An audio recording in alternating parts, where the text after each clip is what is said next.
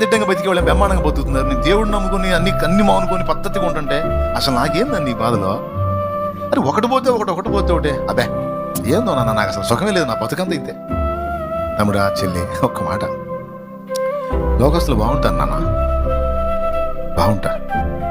వాళ్ళ పశువులు తప్పక చూలు కడతాయి, ఏంతాయి, వాళ్ళ పంట బాగా పండిద్ది, వాళ్ళు అన్ని విషయాలు బాగుంటారు. ఎందుకంటే వాళ్ళు కాలు జారే చోటున్నారు, ఆకస్మికముగా ఆపద సంభవించి అధపాతాళానికి దిగిపోతారు నాయన.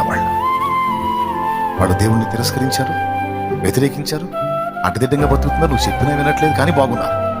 కానీ నీకు తెలుసా వాళ్ళ కాళ్ళు ఎక్కడున్నాయో? పాతాళ పంచులున్నాయి, అడుగు జారు స్థలమందు ఉన్నాయి. కానీ నీ పాదాలు ఎక్కడున్నాయి తెలుసా? ఆయన అరచేతుల్లో ఉన్నాయి. నువ్వెక్కడున్నావు తెలుసా? ఆయన ఏర్పాట్లో ప్రణాళిక